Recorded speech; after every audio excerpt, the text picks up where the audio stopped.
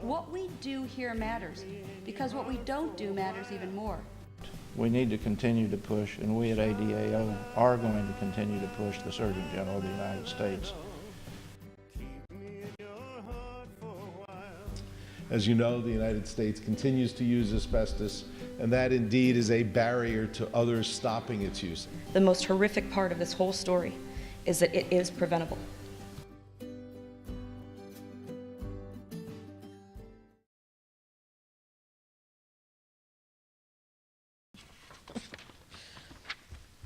Thank you very much for inviting us to come and for allowing us to speak.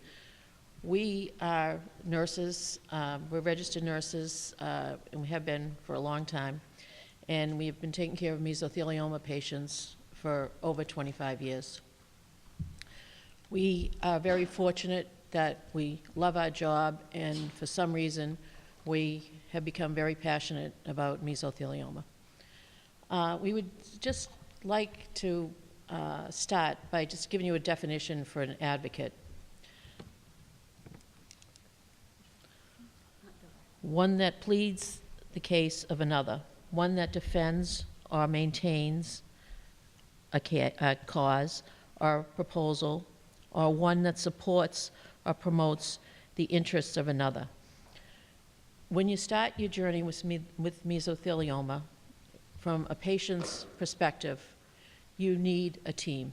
You need an advocate. The advocate might be your significant other, might be your husband, might be your wife, might not be. Everyone's relationships are different. So it's just important to have someone to help navigate the healthcare system. Healthcare system, when you're healthy, is difficult enough to navigate, let alone being, you know, slammed with this diagnosis. So one of our messages is you need to empower yourself and your team, and you need to stay positive, and you have to reach out. There are many different avenues and different resources available on the internet. The government has quite a few good websites about support for the patient, support for the caregiver, and support for the extended family.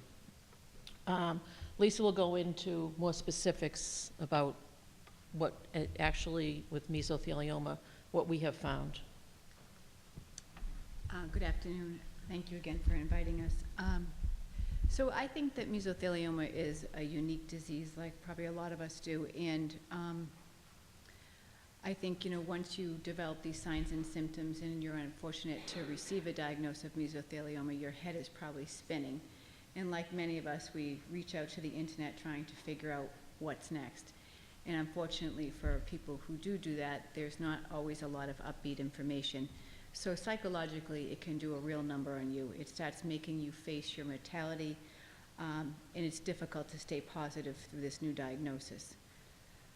And I also think that when you have a new diagnosis of mesothelioma, most of your friends and family will flock around you initially, and then, you know, you might go off for treatment, so, you know, they do get on with their lives. So if you can keep as many people in your circle as possible, it's going to make your journey a lot easier, I believe. So again, you know, you want to have a, you know, a good psychological place, a good, you want your head in the game, if you will. Medically, you want to search out the best team possible for you. A lot of times this entails traveling. You know, you want to get to a specialist who deals with pleural or peritoneal mesothelioma, and there's about 15 centers in the US. Oftentimes you will go to your primary care physician, they'll diagnose you with meso, and they may have only seen one meso case in their whole career. So not that they're dumb or anything, but you just want to get yourself to the best specialist as possible. And then the financial implications. There's a lot of free resources out there. You know, we were discussing at lunch, you know, the American Cancer Society is a great one. You know, that we were talking about the Hope Lodge. I mean, there is a wealth of information out there, and, you know, financially it can be quite a burden if you can't work, you're sick, your significant other can't work. So, you know, use the internet for those things because it'll be very helpful. And then the other thing is you have to decide what your options are, and obviously with a specialist, They will help you to determine your best options. Is it chemo? Is it radiation? Is it surgery? Is it, palliative? I mean, it's very individualized. You can't say because my friend Susie's aunt had it, I think I'm going to have the same thing she is. It's so individualized. It's just like, a fingerprint. The role of the mesothelioma advocate is a difficult one, and it can be very mentally and physically challenging for somebody. You've got to remain supportive. You've got to remain positive, and that really is, it's hard to, be diagnosed with this disease and then have treatment, whatever you choose, and then try to remain positive because, you're not feeling well. You just want to curl up and ball and just go to sleep, but those aren't the things that are going to make you better. It's getting yourself in a support group. It's talking to people who have been through this before you, like maybe Heather. It's people like her that, reach out and help these people through it. Because, I had just recently seen a patient, and she's 40 years old, not initially from this country, but it's been here for 25 years, and was like on an island by herself. She had no idea. She had had surgery, but other than that, she was like floating from day to day, just hoping that she'd wake up the next morning. She had no idea what the avenues that she could reach out to. So you have to really research it. You really have to hold their hands, and you have to kind of just give them a gentle nudge now and again. And obviously just help them with their physical needs as well, whether it be, administering the medication, getting them to go for a walk, giving them nutritional meals. It's whatever they need. Go ahead.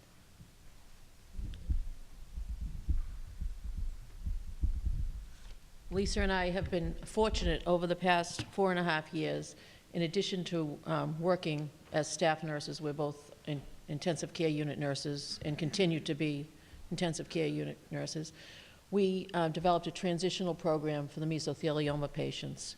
And over the past 4.5 years, we have seen over 350 patients, which means we have heard all of their stories. What we do is we see the patient in the hospital, identify ourselves as members of the team. And then once the patient leaves the hospital, we visit them. They're required, we work in Boston, and they're required to stay in the Boston area for 2 weeks. And the visiting nurses will see them, but the major complaint was that they felt once they left the hospital, they were disconnected from the team. So we're more representatives of the team, and we go and we just make sure everything is okay. We developed our program with common sense. 4.5 years ago, we approached Dr. Sugarbaker, and he thought it was a great idea. He also knows us. We've known him since he was a resident. So he thought that it was a good idea, so we developed it. And come to find out from the past 4.5 years, it's really transitional care is what we're talking about. And we have since, as we've researched mesothelioma, we've also researched transitional care.